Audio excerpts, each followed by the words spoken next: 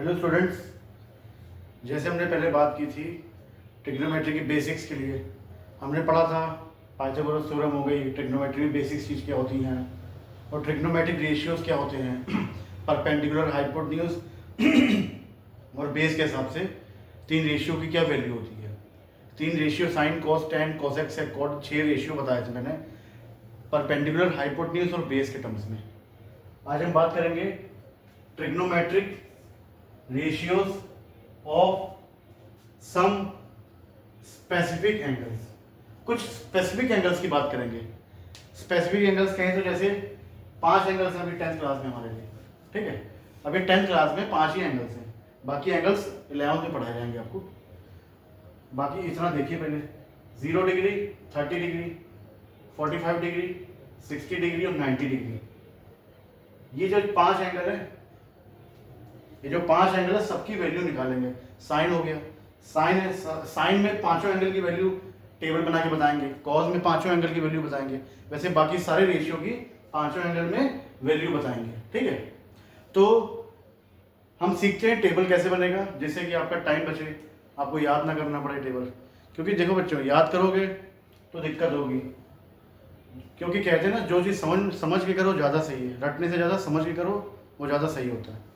तो टेबल बनाने से पहले मेरी रिक्वेस्ट है आपसे, प्लीज़ मेरे चैनल को लाइक, सब्सक्राइब और शेयर करें और बेल आइकन को दबाना ना भूलें, ताकि लेटेस्ट अपडेट्स आपको मिलते रहें। तो स्टार्ट करते हैं टेबल बनाना, ठीक है। हम सिखाते हैं टेबल कैसे बनाएंगे, कैसे उसको आप समझ सकते हैं, ना आपको याद करना पड़ेगा। तो टेबल बनाते हैं।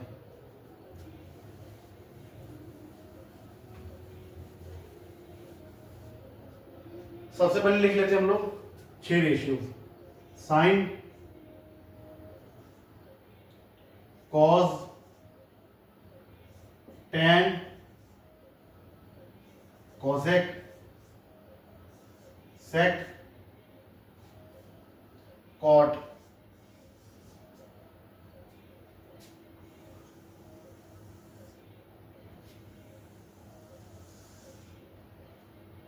Zero degree, 30 degree, 45 degree, 60 degree, 70 degree.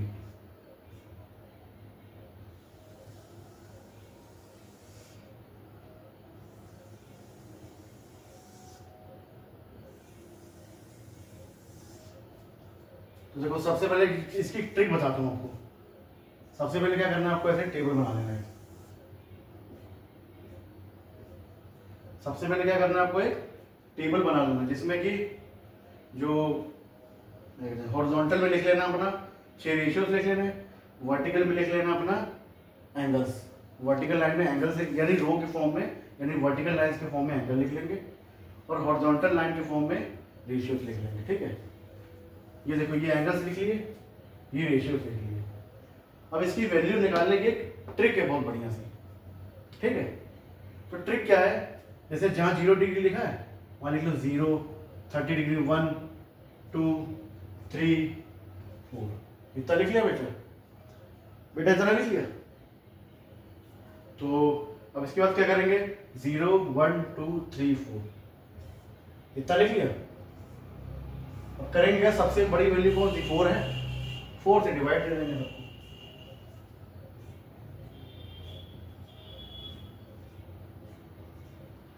Four से सबको डिवाइड दे दिया, फिर क्या करेंगे, सबका स्क्वायर रूट लगा देंगे।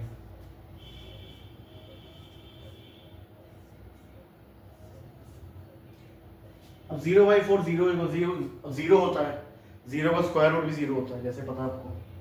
1/4 है तो इसका स्क्वायर रूट 1/2 हो जाए। और 2/4 स्क्वायर रूट के अंदर है, कट शॉर्ट कर लेते हैं, 2 1 जा 2, 2 2 जा 4, तो क्या आ जाएगा, 1 का स्क्वायर रूट 1 ही होता है, 2 का स्क्वायर रूट √2 होता है, ठीक है।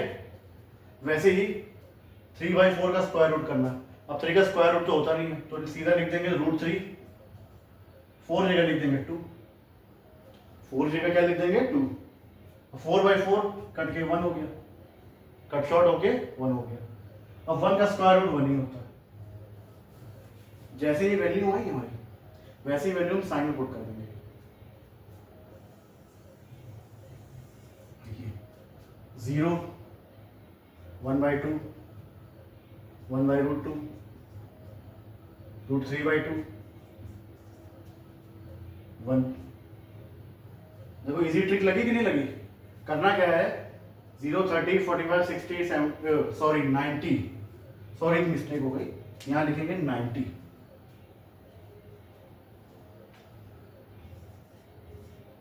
क्या लिखेंगे यहाँ पर 90 डिग्री। तो जो करना क्या है बस 0 1 2 3 4 लिख लेना है।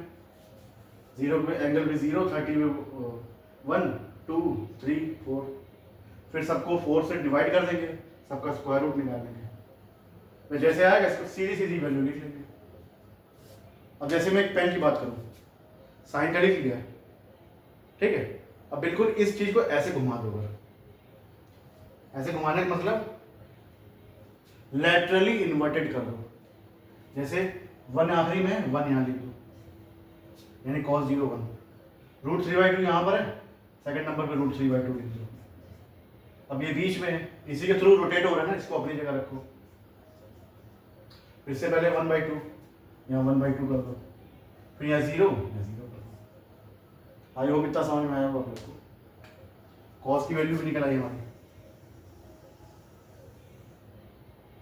अब मैंने एक बात बताई थी, शायद बताई हो शायद ना बताई हो। देखो tan जो होता है, tan हमारा होता है sin अपॉन cos।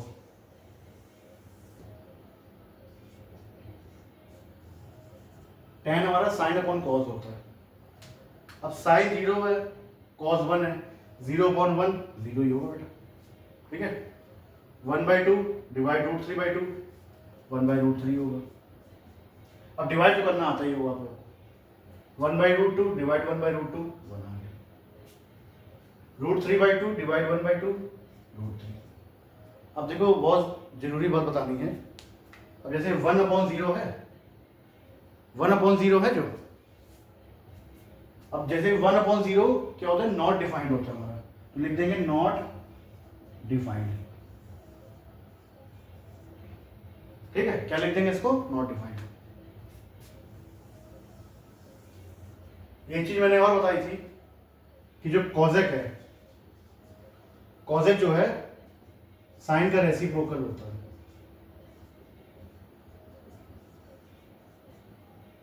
तो जो कॉजेक की वैल्यू निकलेगी, जो साइन की वैल्यू निकल इस एंगल से, उसका रेसिप्रोकल कर देते हैं। जैसे यहाँ 0 है, 0 मतलब 0/1, तो 1/0 नॉट डिफाइंड हो जाएगा। अब नॉट डिफाइंड को मैं n.d से लिख दे रहा हूँ, नॉट डिफाइंड, ठीक है, यहाँ लिख नॉट डिफाइंड लिख दे रहा हूँ। वैसे ही कॉजेक है, 1/2 का रेसिप्रोकल 2 होता है, 1/√2 का रेसिप्रोकल √2 होता है, √3/2 का रेसिप्रोकल 2/√3 होता है, 1 का रेसिप्रोकल 1 होता है। जैसे साइन का रेसिप्रोकल किया कॉस में, जैसे साइन का रेसिप्रोकल कॉसेक में किया, सॉरी कॉसेक में, वैसे कॉस का रेसिप्रोकल सेक में कर लेंगे। कॉस मतलब 1 है, 1 का रेसिप्रोकल तो बेटा पता ही 1 होता है, √3/2 का रेसिप्रोकल 2/√3, 1/√2 का रेसिप्रोकल √2, 1/2 का रेसिप्रोकल 2। अब देखो 0 है, 0 का रेसिप्रोकल क्या होता है, 0/0 मतलब 0/1 है, तो 1/0 नॉट डिफाइंड होता है, सिंपली लिख देंगे n.d। अब कॉट की बात करते हैं, tan का रेसिप्रोकल 0 है, अब 0 मतलब 0/1, अब 1/0 करेंगे तो नॉट डिफाइंड आएगा हमारा। वैसे 1/√3 है, इसमें रेसिप्रोकल करेंगे √3 आ जाएगा, 1 का 1 होगा, √3 का 1/√3। अब देखो tan 90 क्या है, नॉट डिफाइंड है, नॉट डिफाइंड मतलब 1/0, 1/0 का रेसिप्रोकल 0 होगा। ये था हमारा टेबल की ट्रिक थी हमारी। आई होप आपको समझ में आया होगा।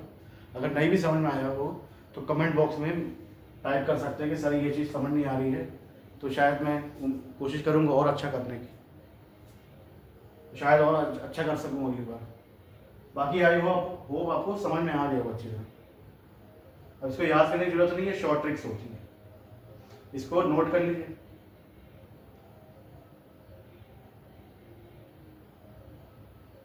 अब इसको नोट करिए, बाकी बात अगली वीडियो में करते हैं।